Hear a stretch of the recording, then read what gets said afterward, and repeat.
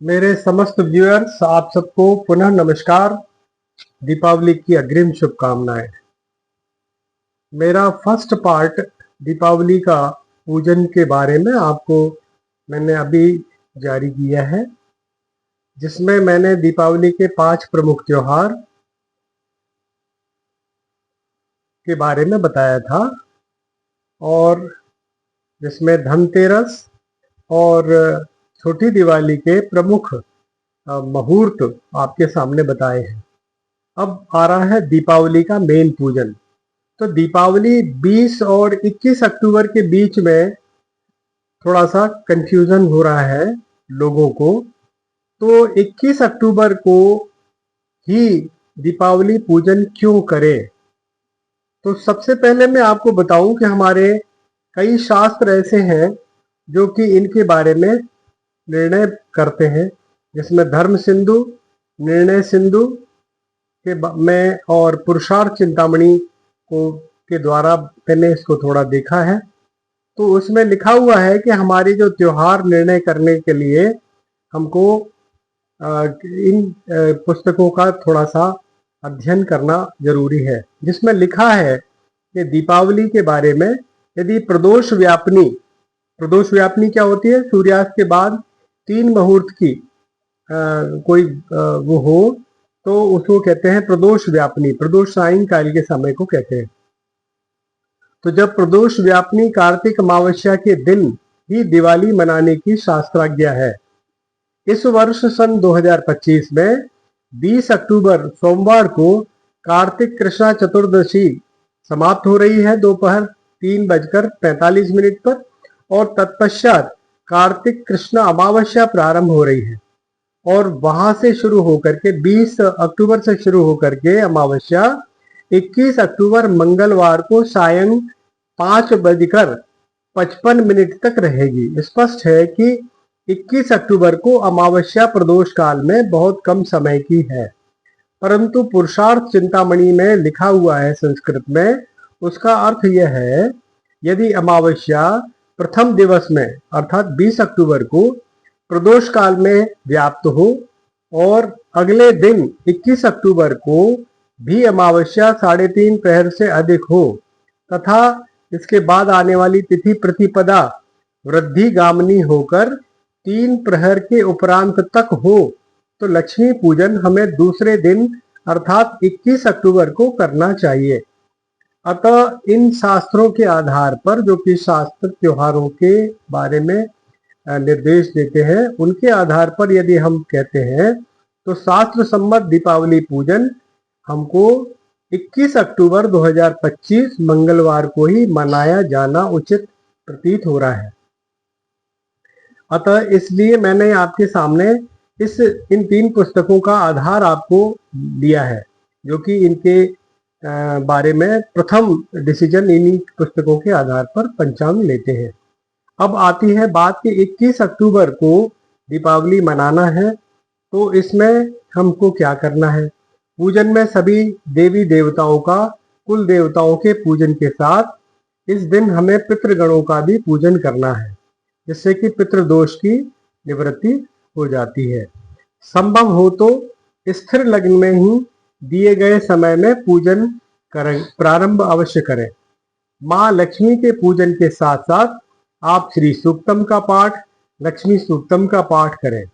माँ सरस्वती के साथ कलम, दवात, बही खाते, कंप्यूटर, तिजोरी का भी पूजन आपको करना चाहिए।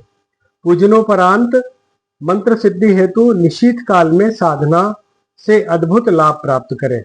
जो लोग मंत्र सिद्धि करना चाहते हैं वो निशीथकालीन साधना, निशीथकालीन माने रात्रि में लगभग 11:30 बजे के बाद की जो साधना अगर करते हैं तो उसमें मंत्र सिद्धि में अद्भुत लाभ प्राप्त होता है। दीपावली पूजन के कुछ मुहूर्त जो कि शुद्ध मुहूर्त हैं, मैं आपके सन्मुख प्रस्तुत कर रहा हूं। तो यह मुहूर्त दिए हैं मैंने 21 अक्टूबर मंगलवार के लिए। तो 21 अक्टूबर मंगलवार को आप प्रातः 9:10 से 10:45 तक का जो समय है वो शुभ और स्थिर लग्न का है। इनमें आप अपने ऑफिस, दुकान, प्रतिष्ठानों के पूजन इस समय पर कर सकते हैं। यह सर्वोत्तम मुहूर्त है। उसके बाद है 10:35 से 12 बजे तक, यह भी लाभ की चौगड़िया है परंतु दिव्यभाव लग्न है, तो इसमें उतना उत्तम नहीं माना जाता, उससे थोड़ा सा पहले वाले से कम है। फिर है 12 बजे से 1:25 तक, इसमें भी जो चौगड़िया है वो तो ठीक है पर लग्न चर है, तो इसमें भी आप पूजन कर सकते हैं। फिर आती है दोपहर में 2:51 से और सायंकाल 4:16 तक, तो यह शुभ और स्थिर लग्न है। यह बहुत ही सर्वोत्तम मुहूर्त माना गया है क्योंकि इसमें दोनों चौगड़िया भी अच्छा है और लग्न भी अच्छी है। और उसके बाद फिर समय आता है 19:16 से 20:51 तक, यानी सायंकाल में 7:16 से और रात्रि 8:51 तक। यह घर के लिए सबसे श्रेष्ठ, इसमें लाभ की चौगड़िया है और स्थिर लग्न है। यह सर्वोत्तम मुहूर्त है। आप अपने घरों पर जितने भी हमारे गृहस्थ हैं वो इसमें पूजन शुरू कर सकते हैं। फिर आता है 22:26, रात्रि 10:26 से रात्रि 24 बजे तक, इसमें भी आप पूजन कर सकते हैं, लेकिन इसमें लग्न जो है वो चर है, तो यहाँ पर आप मंत्र सिद्धि साधना के लिए आप बैठ सकते हैं। सायंकाल का रात्रि में 24 माने 12 बजे के बाद आप अमृत सिद्धि योग भी है और द्विस्वभाव लग्न वहां पर हो रही है। तो इस तरह से आप देखेंगे कि इन पीरियड में आप ये जो निश्चित साधना जो कि मंत्र सिद्धि के लिए सबसे श्रेष्ठ समय माना गया है। अब इसके बाद जो मैंने मुहूर्त दिए हैं, इसके बाद हमारा जो चौथा जो त्योहार है गोवर्धन पूजा। तो गोवर्धन पूजा, इसे अन्नकूट महोत्सव भी कहते हैं, यह बुधवार को मनाई जाएगी सभी जगह। इसमें कोई भेद किसी भी पंचांग में नहीं दिया है। यह पर्व कार्तिक शुक्ला प्रतिपदा में दिनांक 22 अक्टूबर 2025 बुधवार को मनाया जाएगा। इस दिन भगवान श्री कृष्ण द्वारा गोवर्धन पर्वत की पूजा कर गौ संवर्धन एवं पर्यावरण संरक्षण का संदेश उन्होंने मानव को दिया है। अतः गौशाला में जाकर गायों की पूजा करें और उनके भोजन की व्यवस्था करें।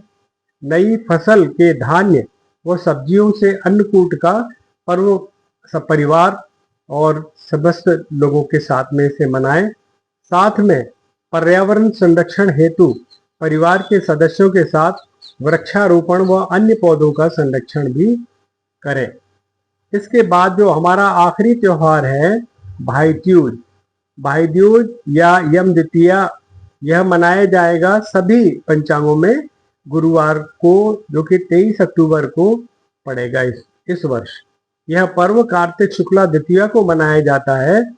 इस वर्ष दिनांक 23 अक्टूबर 2025 को यह त्योहार गुरुवार को मनाया जाएगा। इस दिन भाई व बहन दोनों मिलकर इस पवित्र पर्व को मनाते हैं। यथासंभव हो तो दोनों मिलकर के यमुना जी के पावन तट पर स्नान करते हैं। इससे उनको जो यमदेव हैं, क्योंकि यमदेव की बहन है यमुना जी, तो जो इस दिन स्नान करता है भाई बहन, उनको यम का जो है दोष नहीं लगता। इस दिन राहु काल का थोड़ा सा विचार करें, अर्थात गुरुवार को जो राहु काल है वो 13:25 से 2:50 तक रहेगा। इस पीरियड में कोई भी शुभ कार्य न करें। शेष समय में आप यम द्वितीया या भाई दूज का त्योहार मना सकते हैं। उसमें भी जो श्रेष्ठ समय मैंने दिए हैं वो 10:35 से दोपहर 2:50 तक का जो समय है, उसमें से आप राहु काल को हटा दीजिए। फिर आता है 16:15 से लेकर के सायंकाल में 17:40 के समय। ये दोनों ही समय अत्यंत शुभ माने गए हैं, परंतु राहु काल को मैं फिर बता दूं, दोपहर में 1:25 से और 2:50 तक यह राहु काल का समय है। इस समय में कोई भी शुभ कार्य न करें। आप सभी को दीपावली महोत्सव की अग्रिम शुभकामनाएं। मैं आप सबको यह त्योहारों के मुहूर्त आपकी सुविधा के लिए प्रस्तुत कर रहा हूँ। उम्मीद है कि आप सबको इस सबसे लाभ होगा और मंत्र पूजा में आप अपने इष्ट को प्राप्त करेंगे। प्रणाम।